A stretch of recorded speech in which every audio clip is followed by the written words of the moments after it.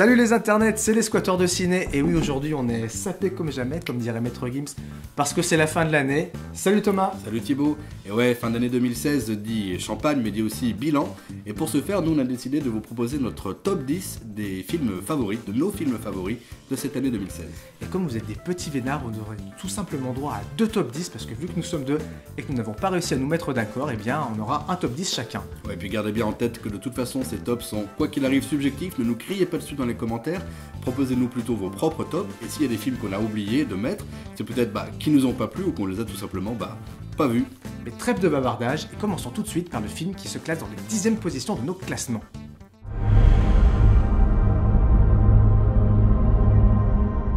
Alors à la 10e place de mon classement, j'ai mis Jodorowsky's Dune de Frank Pavich. C'est un documentaire absolument fascinant sur ce qu'aurait pu être Dune réalisé par Jodorowsky, avec un projet complètement mégalo. Au casting, il y avait Mick Jagger, Orson Welles, le peintre, comment il s'appelle déjà ? Salvador Dali. Sur une musique de Pink Floyd, avec une direction artistique de Moebius et de Geiger. C'est complètement super impressionnant. Ça aurait pu peut-être révolutionner le cinéma, ce film complètement l'ASF. En tout cas, ça aurait été un film fou, c'est sûr. Et en tout cas, le documentaire nous plonge vraiment au cœur de ce truc-là. Ça nous montre le storyboard. On crève d'envie de voir ce film. Mais paradoxalement, on préfère aussi que ce soit pas fait parce qu'on l'a plutôt en fantasme. Enfin bref, c'est une perle que tout cinéphile averti se doit d'avoir vu. Pour ma part, à la 10e place de mon classement, j'ai décidé de mettre Zootopia de Disney, sorti en début d'année. Alors c'est vrai que Disney a connu une période un peu difficile dans les années 2000, mais clairement depuis le rachat de Pixar, ils sortent pépite sur pépite, que ce soit La Reine des Neiges ou Les Nouveaux Héros. Puis Zootopia vient s'inscrire dans cette nouvelle lignée de films carrément enthousiasmants.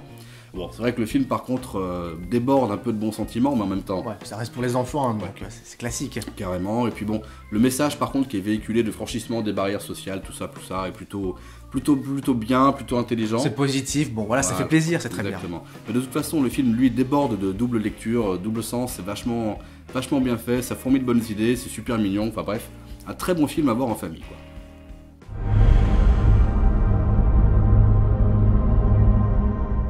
Et à la 9e place de mon top 2016, c'est un documentaire qui est malheureusement passé inaperçu en France, c'est La sociologue et l'ourson d'Étienne Chailloux. Ouais, je confirme, je suis passé totalement à côté de ça. Et c'est bien malheureux.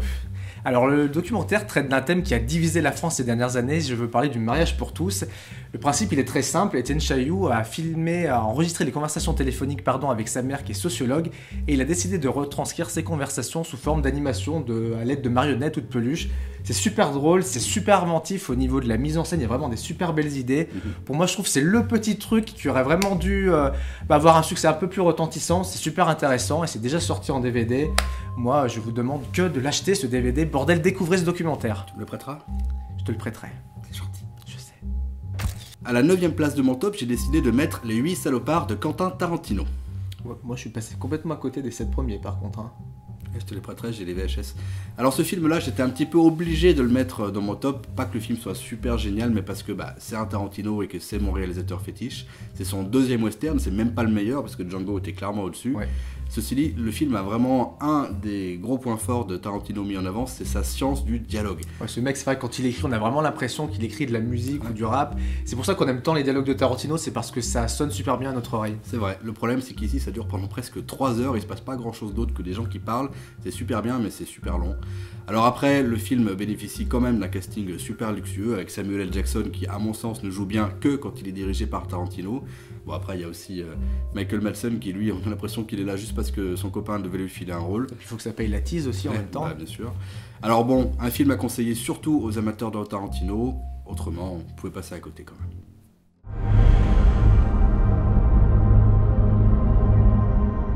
À la place numéro 8 de mon classement, j'ai mis Juste la fin du monde de Xavier Dolan. Et là, il est content le père Thomas, il a kiffé le film.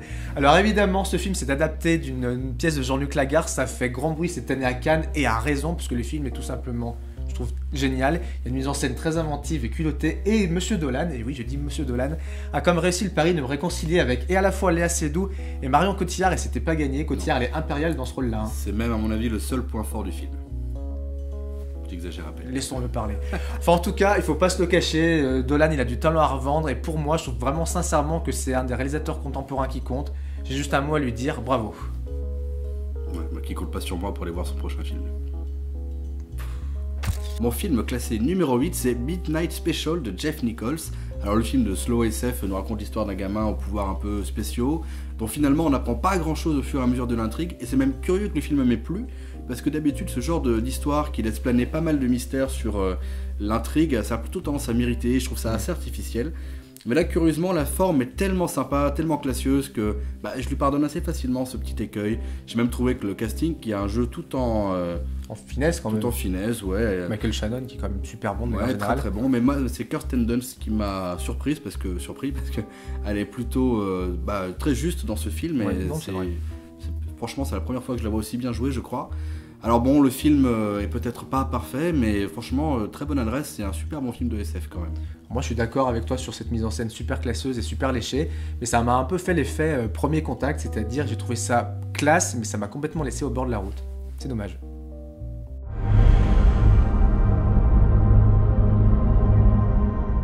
Et à la 7ème position de mon top, non pas un mais 2 films ex aequo, je n'ai pas pu m'en empêcher. C'est pas bien. Je sais, mais je fais ce que je veux. J'ai donc mis Ma vie de courgette de Claude Barras, un nouveau film d'animation français qui a plutôt bien marché, qui a plutôt eu des bons échos dans la presse et au niveau spectateur de manière générale. C'est écrit par Céline Sciamma, c'est la réalisatrice qui est à l'origine de Naissance des pieuvres et de Tomboy. C'est super intéressant, c'est très très beau visuellement et ça parle d'un sujet qui est vraiment très très peu traité en film d'animation, c'est les enfants et surtout les enfants orphelins. Alors évidemment, quand on a 5 ans et 30 ans, on voit pas le film de la même manière. Quand on a 5 ans, on ressort avec la banane. Quand on a 30 ans, on ressort plutôt déprimé. Mais en tout cas, ça laisse personne insensible et c'est pour moi le signe d'un film qui est vraiment réussi. Ou en tout cas d'une histoire qui est vraiment réussie. Ouais, en plus, le film dure juste un petit peu plus d'1 heure, donc il vous prendra pas beaucoup de votre temps. Allez-y, très très bonne adresse là aussi. Et le deuxième film de ton top 7 et qui est aussi le mien, c'est tout simplement Star Wars Rogue One de Gareth Edwards. Sans se concerter, Sans se concerter, c'est vrai. Et on a tous les deux trouvé le film extrêmement réussi. Vous avez pu le voir dans notre avant-dernière vidéo. Quoi dire sur ce film si ce n'est que il est extrêmement réussi sur la forme, hein. Le film est très très beau visuellement, avec cette petite patine, petit effet... Ce petit palpatine, je dirais même. Ce petit effet à l'ancienne, un peu analogique, qui manquait justement tant à la prélogie de Lucas. Pour moi, Disney a tout simplement mieux compris que Lucas lui-même pourquoi on aimait Star Wars, en tout cas ce qu'on avait envie de voir dans un Star Wars. Et moi, j'attends avec impatience l'épisode 8 et les suivants. Moi, j'attends un petit peu moins avec impatience l'épisode 8 et les suivants, comme tu dis. Hein. J'avais pas du tout aimé l'épisode 7. Je trouve que celui-ci est plutôt une bonne réussite, même si la première partie du film est pédale un petit peu dans la semoule. Ça mériterait d'être un petit peu plus péchu, mais c'est en tout cas une très bonne surprise. Le cahier des charges est rempli. Moi, je trouve ça bien.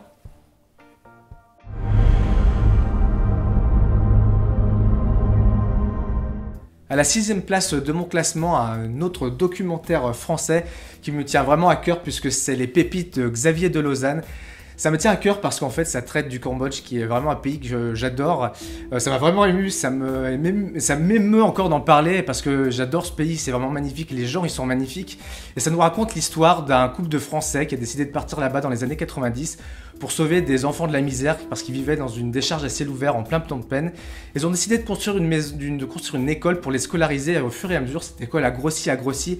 Et depuis des dizaines d'années maintenant, ils ont réussi à sortir de la misère des milliers et des milliers d'enfants.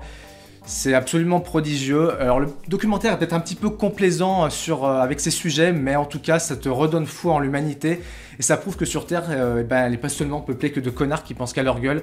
Bravo, des documentaires comme ça et des actions comme ça, on en veut tous les jours. Merci beaucoup. En tout cas, ça doit vraiment être émouvant parce que pour te faire pleurer au cinéma, il en faut beaucoup et je crois que c'est le film qui t'a beaucoup touché, donc... C'est vrai.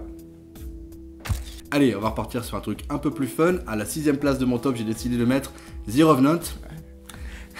Le film de Alejandro Iñárritu. Alors ce mec est juste génial, hein, et le film est à la hauteur du reste de sa filmographie.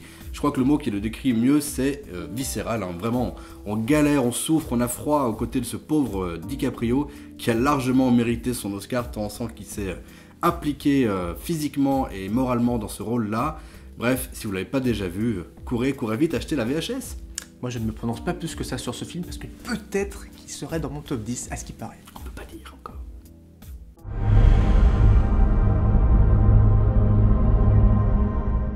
Et à la 5ème place de mon top, mon cher Thomas, je n'ai pas pu m'en empêcher puisque j'ai mis 2 films ex aequo. Encore ? C'est promis, c'est la dernière fois. Bon, je te pardonne. C'est gentil, tu es bien urbain. Magnanime. urbain, j'aurais dit. Bon. En tout cas, 5e place de mon top, The Neon Demon de Nicolas Winding Refn. Je sais que ça te fait extrêmement plaisir puisque tu as kiffé le film, on l'a vu dans notre vidéo. Tu fais un ex-aequo pour parler de ce film-là en plus? Mais bien sûr que oui, écoute, tu n'y connais pas grand-chose en cinéma et ça, tout le monde le sait. En tout cas, moi, j'ai vraiment kiffé cette mise en scène de Refn, ultra visuelle, c'est un petit peu ce qu'on peut lui reprocher. Il y en a qui disent qu'il a un style un peu pompier. Moi, honnêtement, je trouve que la photo est absolument magnifique dans ce film, renforcée par la musique de Cliff Martinez. Je trouve que tout est parfait au niveau de l'ambiance. Le bémol, je te l'accorde, c'est le scénario qui n'est pas folichon, comme disent les jeunes. C'est pas qu'il est pas folichon, c'est qu'il n'y en a pas. L'histoire, elle est pas folle, je suis d'accord, mais ça a marché. En tout cas, ce qui a marché sur moi, c'est que la forme est passée au-delà du fond. J'avoue, je fais mon mea culpa. Je suis complètement rentré dans le film. Bon, c'est de la bonne surprise de cette année. Nicolas Winding Refn, en général, j'en ai main sur deux. Voilà, j'aimerais peut-être pas le suivant. Et à la 5e place de mon classement, ça tombe bien parce que je crois que c'est aussi le film que tu as mis ex-aequo avec The Neon Demon. Tout à fait, on ne s'est pas concerté une nouvelle fois, bien évidemment. Non, je vous jure que c'est vrai. Et on retrouve Mademoiselle, le film du sud-coréen Park Chan-wook. Alors, Park Chan-wook, vous le connaissez forcément, hein, c'est le réalisateur de All Boy et c'est un de ceux qui a largement contribué à faire connaître la nouvelle vague du cinéma coréen en Occident. Et alors, contrairement à The Neon Demon, hein, ici le film nous raconte une vraie histoire. Et puis alors, quelle histoire hein, le film, une intrigue en tiroir ou en poupée russe, c'est vous qui voyez. Teinté de petites touches Hitchcockiennes par-ci par-là, non, c'est vraiment assez virtuose. C'est vrai, et c'est savamment mené parce que la réalisation en elle-même est vraiment de haute volée. Et puis l'histoire nous balade de surprises en rebondissements. C'est vraiment, on s'accroche au film du début à la fin. Et puis en plus de ça, la forme, on l'a dit, est vraiment super belle. Le montage est magnifique, la lumière est super, et puis il y a même quelques petites scènes érotiques saphiques comme la moutarde de temps à autre. Il le refait. Désolé. Et vraiment, une réussite totale. Ouais, moi j'ai pas grand chose à rajouter, hein. Visuellement c'est superbe, les actrices sont vraiment au top, les acteurs aussi. En général, j'ai un petit peu des réticences sur les films à costume, c'est pas trop un truc qui me branche. Et là, non, je suis vraiment passé outre cet aspect visuel et je suis complètement rentré dans le film. Pour moi, ça m'a bluffé, c'est une des perles de cette année 2016, vraiment.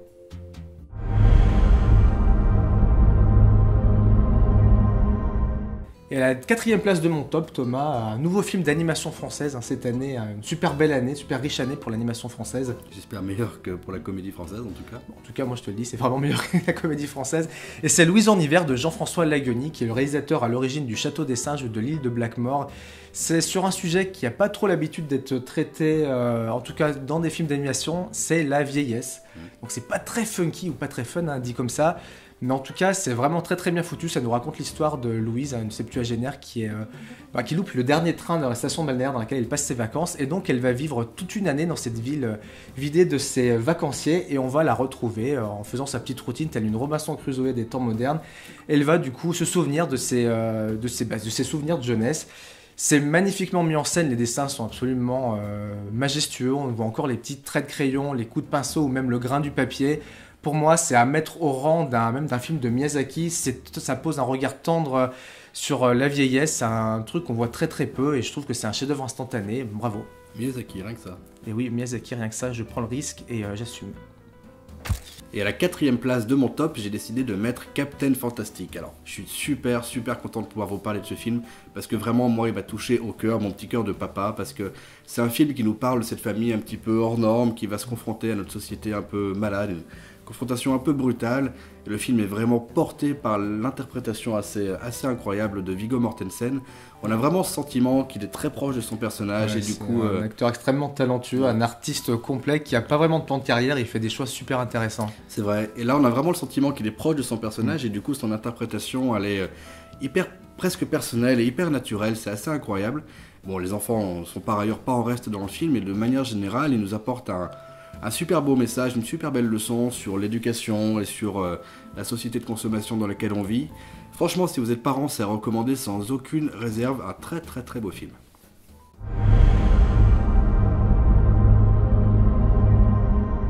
Et ça y est, nous attaquons le trio de tête et en numéro 3 de mon classement, un revenant si je peux me permettre, puisque j'ai mis The Revenant d'Inaritu.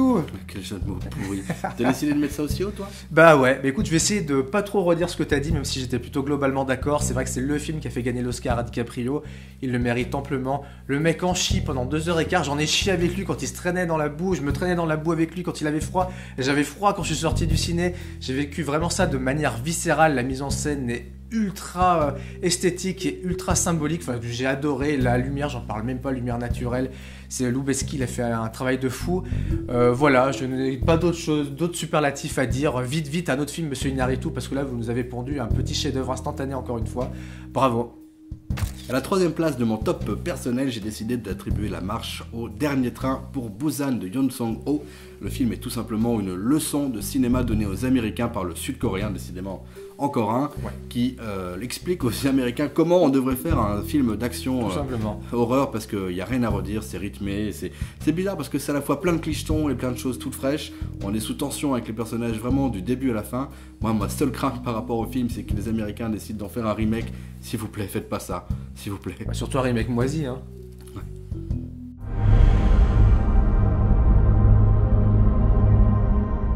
Et à la 2e place de mon classement, Thomas, tu m'as juste devancé d'un poil puisque j'ai mis Dernier Train pour Busan. Mais en même temps, comment ne pas le mettre? Pour moi, c'est vraiment la grosse claque ciné-action de cette année. Ça a vraiment balayé tous les blockbusters américains et ça, sans exception, pour moi, c'est vraiment dans le top du top, le haut du panier du film d'action. Le mec a su réinventer le film de zombies à lui tout seul. C'est vrai que du zombie, on en bouffe à toutes les sauces depuis quelques années. Là, et c'est 100 fois mieux qu'un World War Z. Je pense avec un budget même 10 fois inférieur. C'est juste exceptionnel ce que les putains de Sud-Coréens arrivent à faire. Mais les mecs, les Sud-Coréens, ils arrivent en force, les ricains, faut vous bouger le cul. Sinon, ils vont vous bouffer tout cru, cherchez même pas. En tout cas, ce huis clos, moi j'ai adoré. Et on regrette tellement avec Thomas de ne pas avoir pu faire une vidéo pour des questions de calendrier sur ce film. Il y avait tellement de trucs à dire, bordel, merde. Peut-être qu'on y viendra un peu plus tard, après tout. Peut-être, voilà, pour peut-être la sortie DVD Blu-ray, je ne sais pas. Mais en tout cas, il n'a pas volé sa 2e place. C'est du très très gros niveau. Je me suis pris une méga claque dans la gueule. J'y suis même retourné une 2e fois parce que mon autre joue était jalouse. C'est pour te dire, hein. Sur la 2e place de mon podium perso, j'ai décidé de mettre l'excellentissime The Stranger de Na Hong-jin. Voilà. Encore un film sud-coréen, c'est vrai, mais alors décidément, on vous l'a dit, on vous l'a répété, c'est l'année du cinéma sud-coréen. Le film nous raconte l'histoire de ce père un peu empoté, qui est flic par ailleurs, flic un peu empoté, qui va chercher à sauver sa fille d'une espèce d'entité démoniaque. C'est là que c'est juste incroyable parce que le film mélange plusieurs genres, c'est à la fois du thriller, à la fois de l'épouvante, à la fois même de la série Z par moment. Le réalisateur a privilégié un maximum de tournage en conditions naturelles et en extérieur, ce qui donne au film une identité absolument unique. C'est un film fait avec les tripes, on en redemande, je voudrais des films comme ça, mais alors tous les jours si possible. Pas mieux, hein.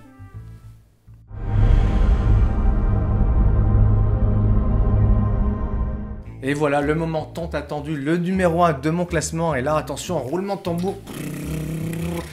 Et malheureusement, Thomas m'a encore devancé une nouvelle fois puisque j'ai décidé de mettre The Strangers de Na Hong-jin en numéro 1.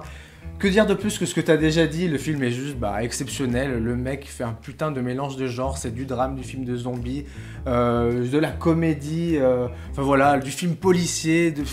Ça mélange tout. On sait même pas comment le mec arrive à retomber sur ses pieds, mais tout ça marche parfaitement bien.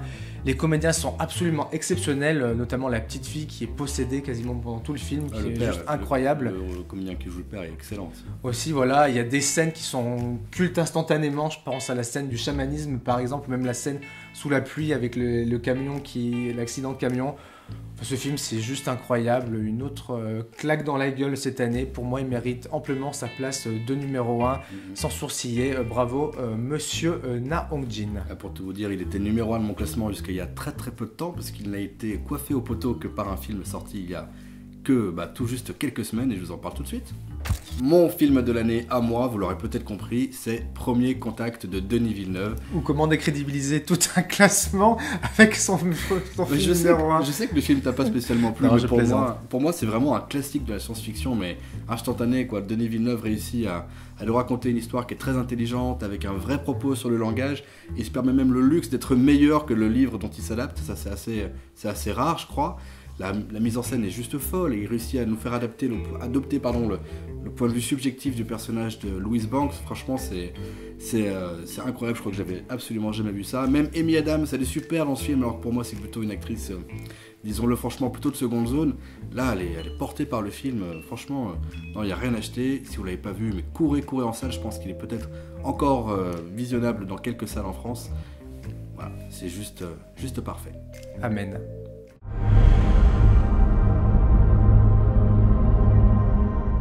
Et donc après ce top 10 de toute beauté, on va peut-être maintenant passer aux films qui nous ont déçus, donc un petit flop.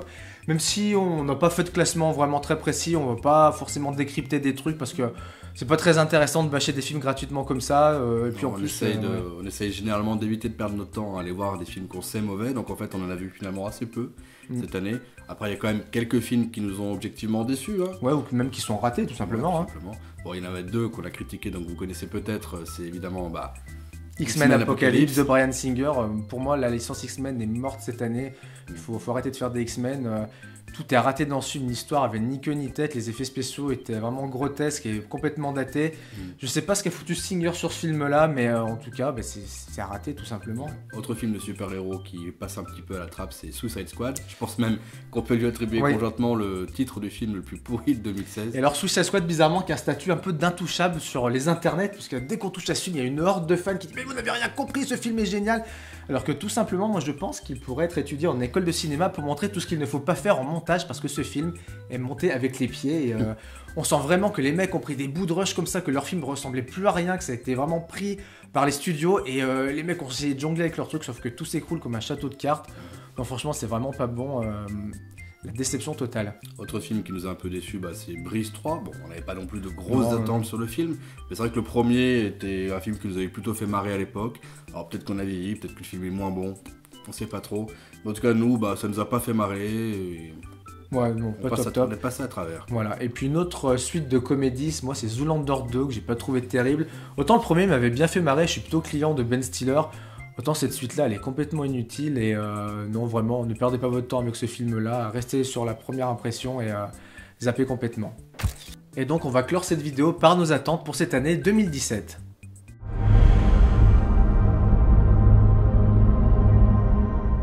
Alors évidemment, on a mis quelques petits titres, voilà, chacun 3-4 titres. On les a tous plus ou moins en commun, donc on s'est réparti un petit peu la charge. Et je te laisse commencer, Thomas. C'est gentil à toi. Moi, je pense que le film que j'attends le plus en 2017, c'est vraiment Blade Runner 2049. Déjà parce que c'est la suite de Blade Runner et que c'est vraiment un des films qui a jalonné, c'est même une des pierres angulaires de ma cinéphilie, disons. Et puis, parce que c'est réalisé par Denis Villeneuve, hein, donc il a réalisé le film que j'ai préféré cette année, donc forcément, je ne peux qu'attendre celui-là. Il a toutes les bonnes raisons d'être mon film de l'année. Ouais, je te suis aussi également là-dessus. Moi, mon premier coup de cœur, j'espère qu'il va être bien, c'est La La Land de Damien Chazelle. Ça sort à la fin du mois de janvier là. J'avais adoré son précédent film Whiplash, qui pour moi était une claque de ouf. Et en tant qu'ancien batteur, ça m'a parlé d'autant plus. Et là, ça va me parler aussi parce que j'adore la comédie musicale et c'est un genre qui est vraiment moribond et qu'on ne voit plus assez. On a un casting de fou, Ryan Gosling et Emma Stone, ça va chanter, ça va danser, ça va faire des claquettes. La bande-annonce, elle m'a déjà mis les poils et il y a déjà en plus d'énormes retours sur ce film. J'attends ce truc de pied ferme et d'ailleurs, je vais vous préparer sûrement un Tu l'as vu mon culte spécial comédie musicale pour préparer un petit peu le terrain, pardon. Oui, parce que vous l'aurez compris, on va certainement vous parler de ce film très rapidement, peut-être même notre première vidéo de 2017. Pour ma part, j'attends aussi, c'est pas vraiment une surprise parce que ça doit être le plus gros film de la fin d'année, c'est bien sûr Star Wars épisode 8. Moi je trouve que Disney a remis la licence sur d'excellents rails et j'attends vraiment de voir ce qu'ils vont faire avec les choses qu'ils ont mises en place dans l'épisode 7. Bref, allez, on attend ça avec impatience. J'attends un peu moins avec impatience, mais bon, on ira au cinéma, tu me diras si c'est bien. Ouais, promis. Et alors, donc, moi, deuxième film, on va dire, de cette petite attente de l'année 2017, c'est Okja ou Okja, je sais pas trop, le nouveau Bong Joon-ho. Bong Joon-ho qui est un réalisateur sud-coréen, bien évidemment. On espère qu'ils seront présents encore l'année prochaine, les Sud-Coréens, pour nous pondre des petites perles comme ils ont fait cette année. Ça a l'air complètement barré, il y a du Jack Gyllenhaal dedans, enfin, il y a un casting complètement ouf. Mais voilà, je suis jamais déçu avec Bong Joon-ho, il a un univers vraiment très particulier et bien à lui. Je pense qu'on va être encore surpris dans le bon sens, je l'espère. J'y crois à mort, comme on disait à l'ancienne. Autre film auquel on peut peut-être croire, c'est bien sûr Dunkerque de Nolan. Alors, je crois que c'est un des films les plus attendus de manière générale par la communauté de cinéphiles français. Mais comment ne pas l'attendre, hein, Nolan, c'est quand même un des réalisateurs qui a signé peut-être les plus grands films de ces 20 dernières années, en tout cas quelques-uns. J'aime à quelques réserves, je trouve que Nolan est un peu surcoté, mais bon voilà. Bon, on est d'accord que Interstellar était peut-être pas le film qu'on attendait, même s'il était peut-être pas aussi mauvais que tu le dis. Voilà, Dunkerque, ça parle de la guerre, ça, avec le style de Nolan, ça peut vraiment donner quelque chose à la fois de spectaculaire et d'intimiste. Franchement, j'attends de voir ça. Ok, à voir. Et moi, donc, le dernier petit film, ça serait Trainspotting 2 de Danny Boyle. Comment ne pas attendre ce film quand on a grandi dans les années 90, qu'on a été ado, qu'on s'est pris la méchante claque dans la gueule, la bonne rafale de phalange qui a été Trainspotting. Ce film était juste fou, le mec, l'anglais débarque de n'importe où. Il nous pond un truc avec une BO de ouf. Voilà, on nous fait découvrir Ewan McGregor qui a fait la carrière qu'on connaît depuis. Enfin voilà, on espère qu'il va pas se craquer le slip sur l'épisode 2. En tout cas, la bande-annonce, elle augurait du bon, quoi. Alors, on va lui pâter. De toute façon, Danny Boyle, je crois qu'il a pas signé un seul mauvais film. Il est peut-être un certain un peu inégaux, mais en tout cas, voilà. C'est plutôt une valeur sûre du cinéma britannique et on espère ne pas être déçu. On n'est pas très inquiet. Autre film qu'on attend tous les deux pour le coup, c'est Les Gardiens de la Galaxie 2 de James Gunn. Tiens, un film de super-héros, on attend. Ouais, enfin, c'est pas vraiment un film de super-héros, hein, mais c'est un Marvel, quoi. C'est peut-être le meilleur Marvel qui est sorti à ce jour. C'est assez surprenant qu'on attende ce film, c'est vrai, parce que Marvel, on en a à la casquette. Mais là, le premier était tellement bon, tellement fun, tellement kiffant que Et puis la BO, voilà. Voilà, le volume 2 de la BO. J'espère qu'il va être à la hauteur du volume 1, bordel. Il n'y a aucune raison, donc voilà, on attend ça aussi avec impatience. Voilà. Et donc, pour ma part, un petit bonus. Alors, je rigole un petit peu parce que, voilà, c'est un peu l'arlésienne depuis une quinzaine d'années, ce film. C'est L'homme qui tua Don Quichotte de Terry Gilliam. Mais Terry, fais-le, ce film, bordel, on veut le voir. Depuis Lost in La Mancha, on a vu tes rushs. Moi, je me suis dit, mais tu vas faire un truc de dingue. Et non, mais le mec, il a kata sur kata sur kata sur kata. Aux dernières nouvelles, le tournage commençait au mois d'octobre. Et non. Le truc a été encore repoussé, faute d'argent. Donc là, s'il te plaît, fais quelque chose. Donne au moins le premier coup de manivelle, faites quelque chose. Lance un crowdfunding, on te filera des thunes, on fera une quête dans la rue, on fera quelque chose. Mais on va casser notre PEL, fais quelque chose, mais sors-le, ce putain de film, comme ça, voilà. Tu seras plus maudit, voilà. Allez, une dernière petit bonus aussi pour ma part, pourquoi pas, Silence de Scorsese, après tout. Le monsieur a montré qu'il était un des maîtres du cinéma moderne, avec ça. Donc évidemment, quand il sort un nouveau film, on attend ça. Même, j'ai même pas envie de dire on attend ça, c'est fait partie des choses qu'on est sûr d'aller voir, quoi qu'il arrive. Voilà, une valeur sûre du cinéma américain, tout est dit. Silence, on l'attend.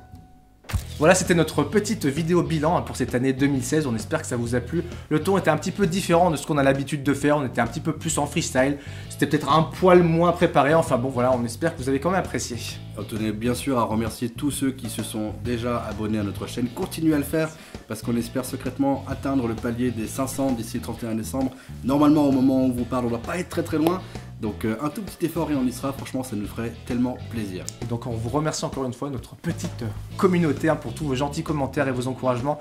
On pense ça très à cœur, on trouve que vous avez vraiment du respect les uns pour les autres. Merci beaucoup. Et merci bien sûr aussi à nos compagnes, Stéphanie et Aurélie qui nous supportent, qui nous laissent faire nos petites vidéos dans notre coin. Voilà, qui s'absentent quand on a besoin de tourner, qui ne font pas de bruit, qui se cachent. Merci beaucoup pour nous supporter et puis aussi pour nous encourager. Vous êtes reconnaissants à jamais. Ouais. Bon, quant à nous, on se retrouve très bientôt pour une nouvelle vidéo. N'oubliez pas, les films, c'est mieux au cinéma. Et avec du champagne, c'est beaucoup plus sympa. Ciao, à bientôt.